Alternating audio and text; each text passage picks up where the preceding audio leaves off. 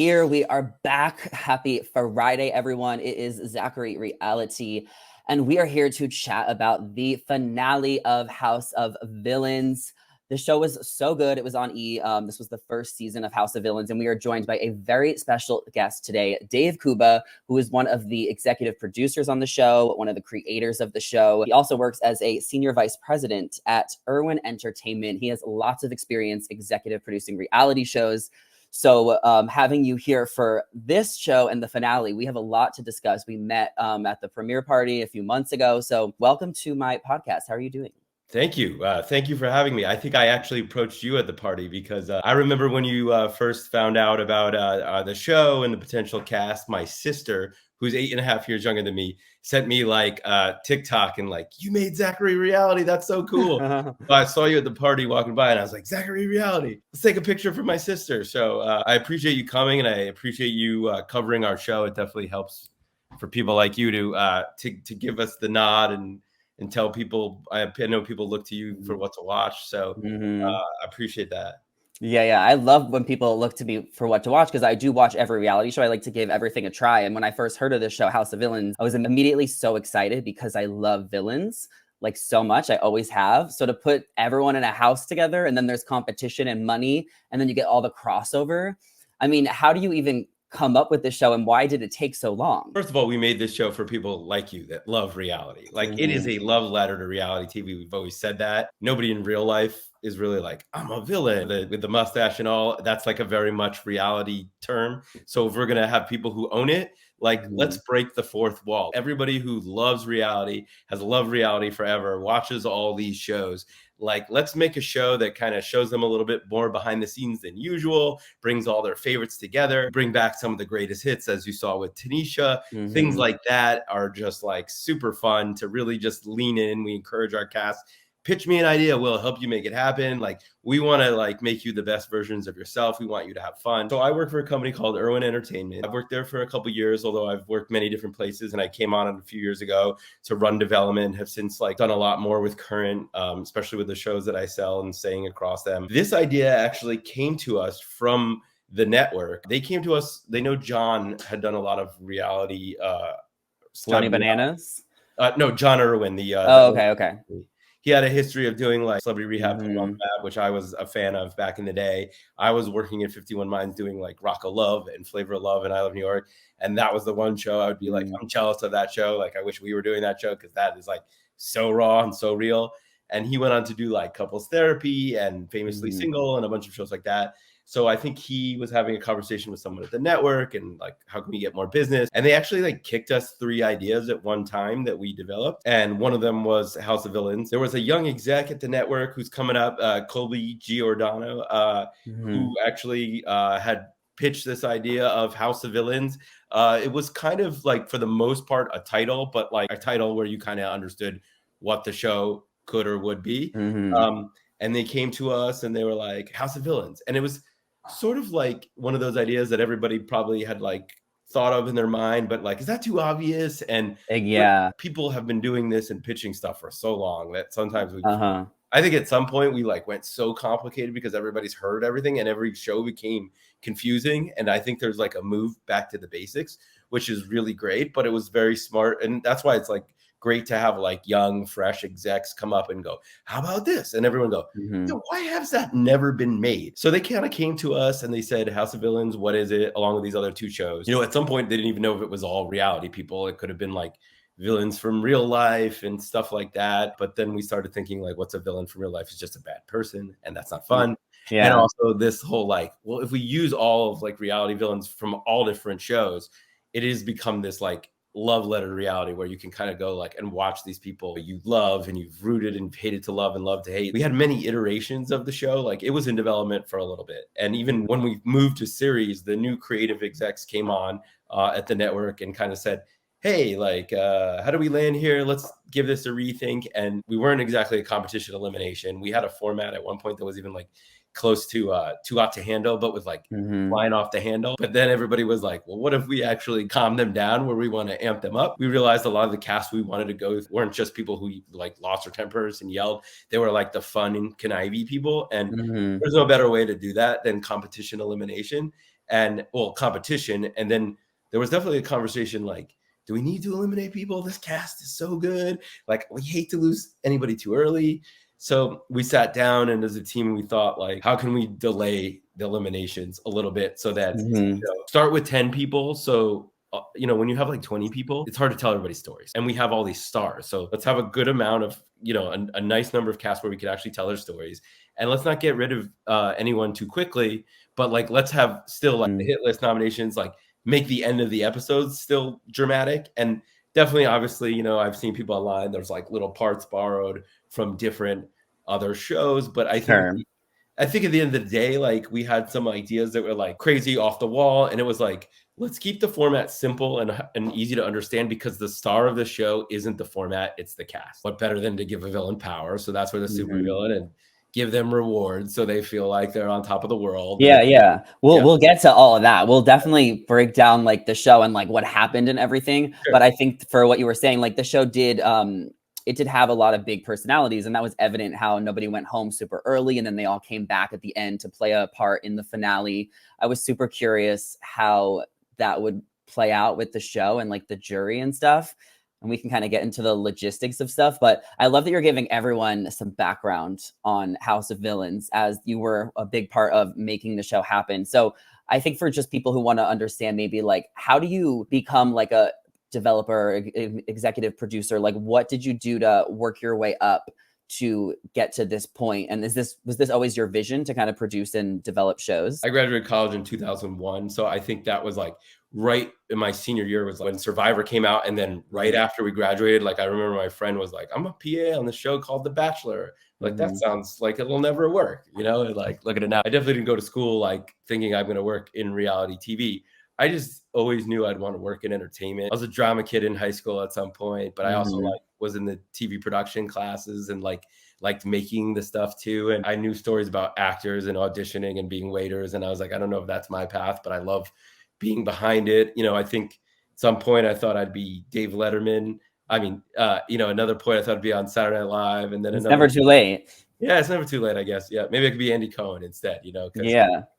Would you want to be on camera? Because I feel like you've done a lot of behind the scenes stuff. I don't know at this point, and I think I definitely did want to before. I think there's a lot of extra stuff that comes with that I'd have to like constantly be worried about my image and stuff like that. But yeah, we're on camera right now though. Like, people are watching on YouTube, they're listening as a podcast. Is this like new for you? Do you do a lot of podcasts? Because you aren't necessarily like in the public eye, but you're working on these big shows, so you have such good insight, which is why I wanted to have you on. But is this kind of like, do you do a lot of interviews? No, this is definitely not the norm for me, but I'm definitely used to talking. I've been on panels and things like that. Talking. I don't do this often. They usually have the people that run the companies, that own the companies do it, and people that work for them. But I think, but I'm definitely excited to talk about this show in particular. And obviously, like any insights I can offer into my career, would love to. But yeah, I think I went to college for communications, thought maybe I'd be Steven Spielberg, direct, graduated college, and was basically, it's weird because in college, like some people made these like movies, and I went to Syracuse University. Shout out to Newhouse, was a great communication school to get you going. That's for sure. That's one of the top ones. Yeah, that was like, I knew I wanted to do that, so I wanted to get in there. But there was this thing called Cow TV, which was like the TV station. And I did a lot of the wraparound stuff that was like the MTV VJs of it all. So I guess that was like, should have known that I was sort of like headed in this direction. Yeah. And then I graduated college. I was supposed to move to LA, but then my car got towed in New York, and there was that's a whole story.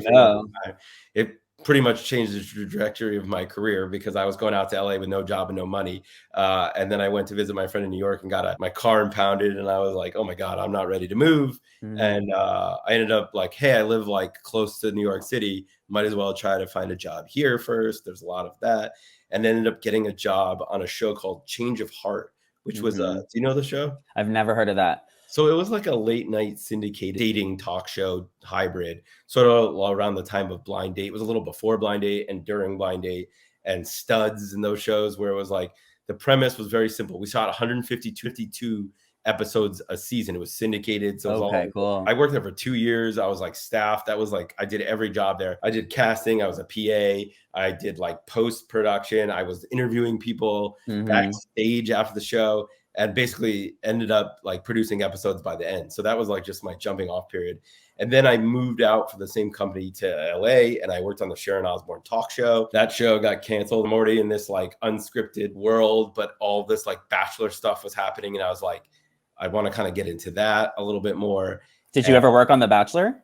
No, I never ended up working on The Bachelor. I worked for Telepictures at the time was running, and I asked them to put me on it. It was hard to get in there at the time. Like all the people working on that now own their own companies. Yeah. And it's pretty crazy. But I ended up working for that company later. I did like this show, High School Reunion. So I worked at Next Entertainment. One of my first reality gigs was for Rocket Science, who did like My Big Fat Obnoxious Fiance, My Big Fat Obnoxious Boss, Joe Millionaire. I did a bunch of, I did this like knockoff of Dream Makeover Home Edition for Fox, where they like made over the families, and worked there for like a year and a half. And that led me on this path where I was doing like these home makeover shows where I was like interviewing a lot of families where like people had sad stories, like someone had cancer or someone died. And it was like, that was like really good to like learn how to like do an interview and really like connect, to get those tears out when a lot of people are like shell shocked and you have to show the emotion. I basically stalked 51 Minds, the company that did it, until I got a job there. I was actually like had moved up to producer at that point, but I was like, I'll be an associate producer. I'll take a step down, bring me on. I'm sure I'll move myself back up in a minute. So you have a lot under your belt. Like you've worked on a lot of different shows. So like, where does House of Villains kind of compare? Or was this like your dream show? Is this kind of like what everything's been leading up to? There was definitely a long period of time where shows like this were sort of out of fashion. Like they weren't doing as well. They felt a little bit old school to people. And that was like my favorite, like bread and butter, like formats, like what I produced most as a producer and the stuff I wanted development. So when House of Villains came along, it was like, yes. Yeah. Let's do this. It was like, how do we kick it a little old school like we used to, but then also not feel like it should have been made in 2006? Yeah. I mean, like, as we were saying like earlier, like I feel like this show was so obvious, but like no one has thought about it yet. It just hasn't happened. So when it finally came together, it caught my attention because it was just like, of course, like, duh. So the finale was just last night, and I want to hear your thoughts on it. I want to kind of talk about like casting the show too. So I know one of the things you told me was like you wanted to have one person that kind of represented each franchise, right? Like one person from Bravo, one person from Love is Blind, Survivor. How did you feel about how this cast came together? I was very excited about it. I mean, yes, it was like supposed to be like drawn together, like all different worlds, different audiences coming together. So yeah, exactly. We didn't want like two people from Survivor or even two people from Bravo for a season, because we wanted to draw from these other audiences. So I was very excited. We kind of had like a wish list of who we wanted on the show. And for the most part, everybody was pretty much game. It was just like talking out the details of like, obviously timing. And you have this unrealistic list of like who we think we could want to get for the show that will never do it. But this, like the top of our list was like Omarosa, Johnny Bananas, Johnny Fairplay. We're like, we could get them. Like they'll do it. So it was definitely very exciting to watch it all kind of come together and be like, we talked to so-and-so. I kind of feel like this show, like the right cast member for the show kind of feels like you can't do it without them. It's interesting. Like a lot of people, like we had the Omarosa, obviously the most legendary villain of all time, and the Bananas and Fairplay, and even the Tanishas, like in New York, obviously from like back in the day. Well, how'd you choose someone like Shake, who's been on one show, right? And I think it kind of came to the fact that we were talking about, like, we didn't want everybody to be old school. We were like, what are like the hot shows right now? Like, when we were talking about it, like everybody from the network and our side was like very into Love is Blind. It was like the new show everybody was talking about. I was watching Shake in the reunion, I think. Obviously, he did all the oh, can you go on my shoulders type stuff that people didn't like him for. On that alone, we would have cast him. It was when he came to the reunion and he was just sort of like, I'm just going to tell it like it is. And like, I'm not attracted to anyone here. That we were like, okay, he's owning it and he's finally having fun with it. And I think that was like part of our show, was like, we wanted people who had fun with it. That dynamic of there's people who've been doing this forever and people who are doing this that are kind of new. And then people who had been on competition shows and people who had just done a docuseries. That like mixture of everything was kind of like what made this show unique. And I think there was some like real OGs in there, like seeing Omarosa. Like I remember watching her in Celebrity Apprentice 15 years ago, but then seeing someone like Shake, I remember watching him on Love is Blind last year. I loved seeing Tanisha. I thought Jax was really good casting as well. Corinne is very iconic. And Fisa is like the face of 90 Day Fiance. So it was a very good cast, and then we had some guest stars. The finale was this week, so last night's episode, we went into the end with 5 people left: Shake and Fisa, Tanisha, Johnny Bananas, and Johnny Fairplay. I did think with Omarosa leaving, my take was like, she really had control for so long. Like, I thought she was going to win, but then part of me kind of saw that maybe she stopped trying. And I think that was kind of like a couple people's exit, like Bobby, like he kind of just stops trying. Like Jax didn't try. Like, it's almost feel like for me, it felt like the people who made it to the end were the people who wanted it the most. You know, we would talk about the same thing. Like, you know, is New York just blowing herself up? You know, Yeah. did she not want to be here anymore? Is she intentional? Like, did she plan these crazy like insults, or do they just come out of her mouth? And I feel like I even asked her that, and I'm still not sure. Like, you know, I don't even know if she's sure. Like, I think it's a little bit of everything. She's just like such a creative, interesting mind, and she's amazing. And I don't even know if I would get a straight answer on that. I do think that like everybody definitely wanted to win. It wasn't even the money for some people; it was the title. Like, it was such an honor to be like, well, you kind of assume that a lot of these people are pretty well off. So I thought it was like interesting, the conversations at the end. And which possibly could have, you know, resulted in Tanisha winning, is that she does have a child, and like that maybe was a factor, like for some people who voted. Sure. You know, I think there are game players like Johnny Bananas who are always going to play the game, and I think fair play. Yeah, and fair play. And I think there are people that sort of like at the end of the day, if you're like a big time personality, like New York at the elimination, like when she just like went after Omarosa, it's like, what is she doing? Like, she's trying to get votes. Would it be like New York if she just like went out quietly, and like how like who would remember that? And a lot of these people, like part of the unspoken competition of the show is also like a competition for camera time, and at being the stars of all their shows, they're used to having the most, and here everybody is. So I think like maybe some of these people wanted to make memorable moments more than win. I'm not saying that they told us that, or that's I don't know. I mean, it came across like that with Tiffany. Like, she was ready to get out of there and give it a speech, which is great.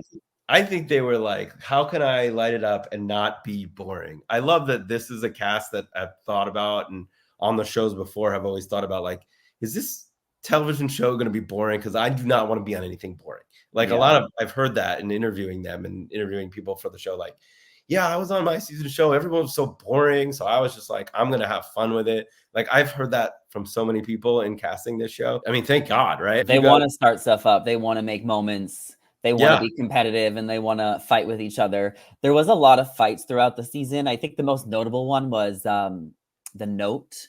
Yeah. So who ended up writing that note? Johnny Bananas wrote it for himself. Yeah. So like people who watch the challenge know that he's done this before on the challenge.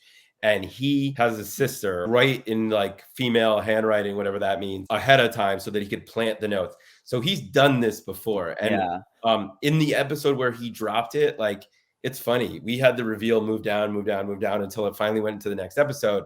And part of we thought was fun was like, it was like a little bit of an Easter egg to challenge fans. Like, we knew everybody who watched the challenge would be like, it's Johnny Bananas, duh, he's done this. But people who didn't know were like, who wrote the note? See, that's what I was thinking too. And I thought it was Omarosa because she posted on our Instagram the note. So it was like, oh, she wrote it. Oh, she had the note. Yeah. Maybe somebody was. No, that's what it seemed like. It definitely was him. He said, like, literally, like, I've done this before. And then in the next episode, you find out that he wrote the notes. It's sort of his game. Like I said, like, these films are so iconic. And like, while you want to see them do new stuff, you also kind of want to see them play the hits, the greatest hits, like Tanisha bringing back I Didn't Get No Sleep Because Y'all. Like, so I think like we like that. I thought that was like fun to embrace the things they're known for. Also, people who haven't seen it before. And the fact that it worked, like, and nobody had done their homework to the degree of like they knew that this has happened before. Like, it worked again. Like, nobody had ever seen it. Nobody said like, oh, this is classic Johnny Bananas. So it's kind of fun. And I knew we all knew that challenge fans would be like, dude, you guys, it's so obvious. And so I thought that was fun. Like, we always talked about Easter eggs, and it's like on scripted shows, there's ways to throw them in. It's definitely harder unscripted, but like, how can we do that? How can we have fun with the narrative in a way that's not usually done to this degree? When we were first talking to Joel, I remember we had a Zoom with him and talking about being hosts. You can make fun of the cast, you can make fun of the show, you can make fun of us. And he's like, good, I'm in. Like, that was kind of the whole thing. And we owned it. Probably there are parts that we show that like didn't even make us look in the best light, but let's show the fans, like people who love this genre, like some of the stuff that goes beyond the scenes. It's not like there's anything to hide. Like, it's fun, right? It's all fun.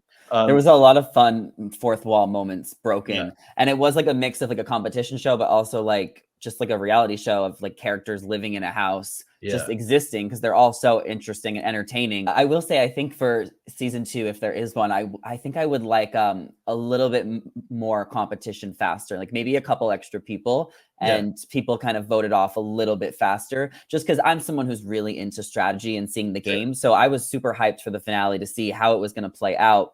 And I will say, I thought Johnny Bananas was going to win because he won so many challenges. And I was kind of shocked, but I also said Tanisha was going to win before I even saw the episodes. So I will say that I was right. She was my winner pick from the beginning. And I told her Yeah. this when I interviewed her. I said, Hey, I'm here with my girl Tanisha. Like I said, huge Marriage Bootcamp fan. Hey, when I saw the cast, you were my winner pick because I think that you are very good with people. I think you're likable, and I don't think you're a big target. What was your strategy going into the show? My strategy was using everything for Flatbush, Brooklyn. Shots of Flatbush. All my husband Flatbush. What's up, Brooklyn? Don't underestimate a good social game, right? but when I watched it, I felt like Johnny Bananas earned it more from watching the whole season because of how selfless he was. Like, he was a good friend to people. He played the game. He was mischievous, and he won so many challenges. So I just felt like he played the game more than Tanisha. So that was my take on the ending.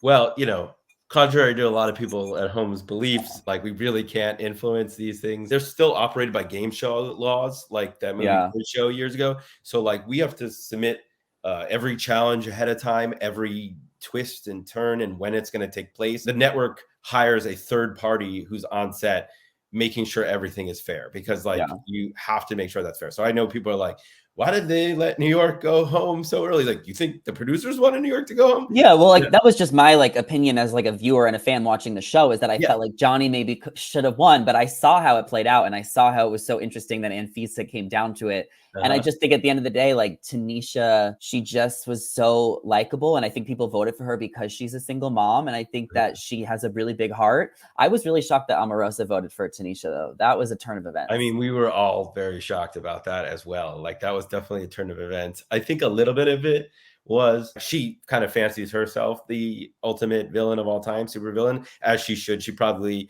if this was just a competition, straight up, who was the biggest villain, like as Corinne said, she probably might have been. Yeah, that's why I would have been so happy if Omarosa won, because I think she does represent that. But it was Tanisha, and I'm happy. I love Tanisha too. I think part of her vote was the fact that she went toe to toe with. She's like, if you're going to go toe to toe, if I'm not going to win, the person who stepped to me is the person who should win. She said that a little bit in her thing, but that's sort of how I took it. With Jax, a guy who came in like, I'm here to play real hard and win competitions, and then realized the hard way. That's not how all the game is. Yeah, I think he was sort of like, I'm definitely a big watcher of Survivor, Big Brother, and I love people who made crazy moves on their own and led the charge. But what was Tanisha's big move during the show?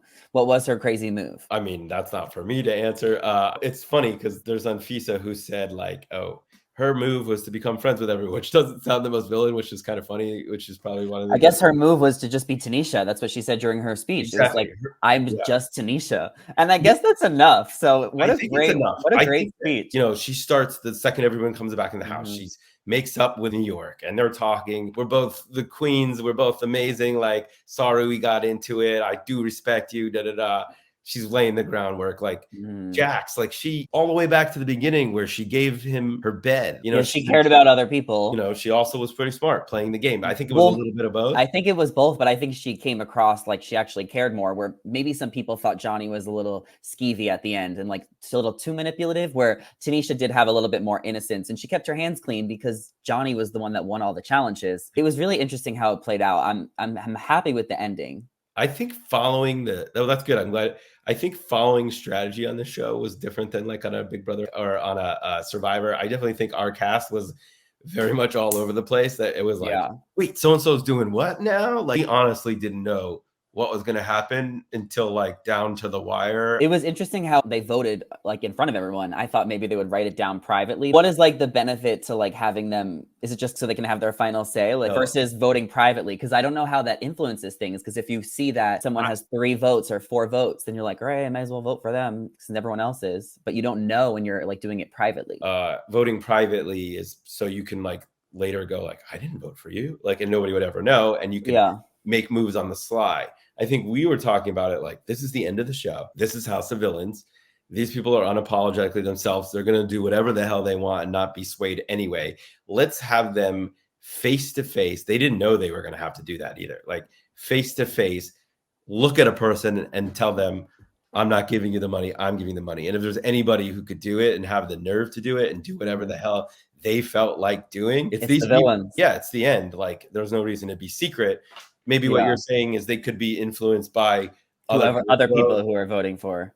I think in that case, what a producer might do is say, okay, everyone lock in their vote. Everybody could definitely be swayed by final things. We had an idea of who we thought might land what going into it. So that helps determine the order. And it was all full circle, I think, with like Anfisa, who, didn't say much the whole season. I loved when Joe made that joke. Anfisa, please speak for the first time. I love that she got the last word. I think it's really poetic. And I think it really brings back to her character on 90 Day Fiancé. Like she really is such a mysterious legend for me. So to see her in the finals, I was pretty satisfied. The fact that the last challenge overall was about and she won, and because she's smart, she really does listen. I also loved that challenge, and this was gonna be my next question. What was your favorite challenge throughout the season? And for me, it was the one that Anfisa just won, because I love those ones. And then I also love the mask challenge with Danielle Staub, where they covered their voice. It was definitely a very hard challenge to execute, but I love that challenge, obviously, because you probably have never seen anything like it before. And it was like very original, very different. I remember walking out on the floor and seeing everybody masked and being like, this is the weird, like we really shot that till like 3, 4 in the morning.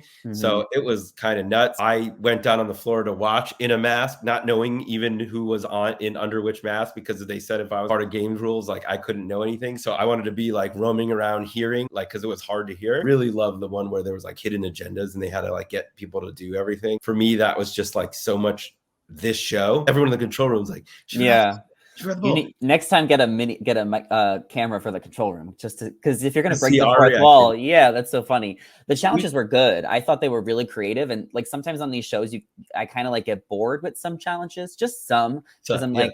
But this show, like the new genre, House of Villains, like I really enjoyed a lot of the challenges. We definitely wanted to make stuff where like there could be story within the game itself. It wasn't just a means to decide a winner and who would get power. Like things within the game would bring out certain different emotions, show whose alliances, who was sabotaging who, trying to add at least a little twist to make everything a little bit our own in our own version. So I really like that. I really like the Johnny Bananas, the cap it off one, just because that felt like something you would never see on Survivor Big Brother, but it was like villains are so good at one-liners. There are certain people that are just good at challenges, and you could make them a comedy challenge and then a masquerade and then a physical one, and still Johnny Bananas is always a threat, right? So because he's really good at all those challenges. He's just good at the games. They have nothing to do with one the next. So I will continuously strive in future seasons to see like, what we could do within the future if we get to do it again. Yeah, so there's no word on season 2 yet, so we'll wait to see what could happen. Could you like say if maybe there was someone you would want on it, or maybe someone you tried to get on season 1 that just didn't work out? Are you allowed to say that? I can't, let's just say the network is very happy with the show. Definitely there are, I want to hear who you'd like.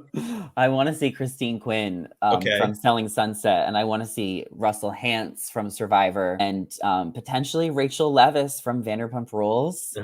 So I think Christine Quinn's definitely somebody that we've had on lists before, and I think that's somebody that definitely is like a new school villain, which is really good. And made her mark. So I definitely like that suggestion. Lisa Rinna would be amazing. But who was like someone that came on this season as a guest that you love seeing? Was it like Spencer Pratt, Abby Lee Miller? I had a lot of fun with Abby Lee when she came. She was she's a hoot.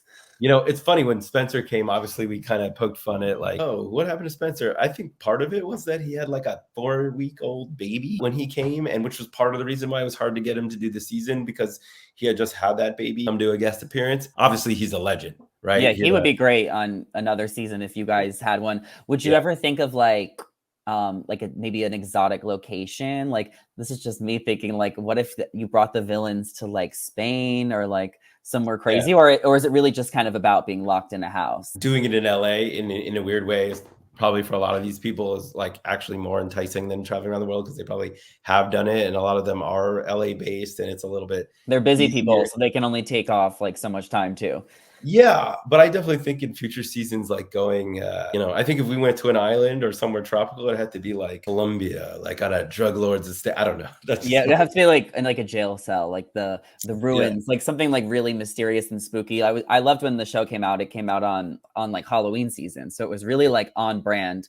yeah. And as we're talking earlier to kind of bring things full circle, like that party was really cool because I loved all the gadgets and like the theme was just so good for House of Villains. Like you guys really made it like a brand and capitalized on like the devil and like the purple and like all that kind of stuff. The marketing team over at NBC Universal E and that team just did a great job with the show. I think they're taking new approaches these days. The fact that they had that party and their idea was like, let's invite the entire cast and influencers and people who blog and about the show so that we get buzz on social media. These days, like TV, like billboards, doesn't have the same reach as like social media does. So I think it was a great idea, and that party was so much fun, and it was so fun to be a part of something that garners. I think the cast was really excited to show up and have this purple carpet. Yeah. It made them feel like big stars, which is really great, which made them want to promote the show even more. I literally had so much fun on set. It was 15-20 minutes from my house, which was great too, which is not often the case. I'd be excited to come back in the morning and like, what did I miss?